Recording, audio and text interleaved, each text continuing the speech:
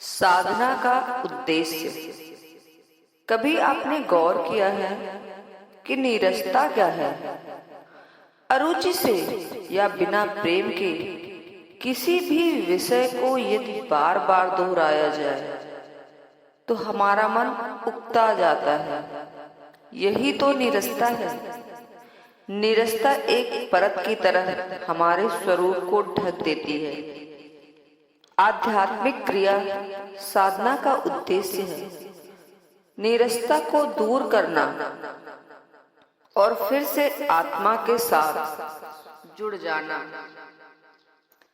अभ्यास अपने आप में नीरसता लाता है, परंतु निरंतर अभ्यास नीरसता को पार करके उसे हमेशा के लिए समाप्त कर देता है। अभ्यास चाहे आनंद दे या फिर नीरसता, इसे जारी रखना है। केवल अभ्यास, तुम्हारी साधना ही तुम्हारे मन को वश में रख सकती है। स्वरूप प्रेम है और प्रेम हमेशा दोहराता रहता है। यही कारण है कि प्रेम पत्र में एक ही बात दोहराते रहने पर भी वहां नीरसता नहीं आती है। यदि तुम अपने आप से ही ऊब गए हो तो सोचो कि तुम दूसरों के लिए कितने अधिक नीरस हो चुके हो। इसलिए निरंतर गहन ध्यान द्वारा अपने मन की नीरसता को जड़ से निकाल डालो। इसी में तुम्हारी सार्थकता है।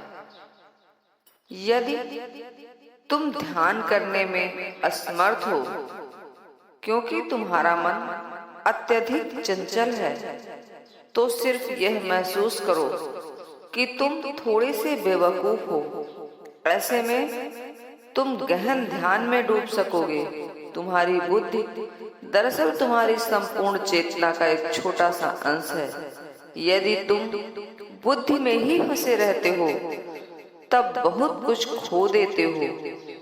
प्रसन्नता तो तब आती है जब तुम बुद्धि से परे हो जाते हो, जब तुम अचंभे की स्थिति में, हैरानी की हालत में होते हो या खुद को मूर्ख महसूस करते हो, तब तुम बुद्धि से परे हो जाते हो। धन्यवाद।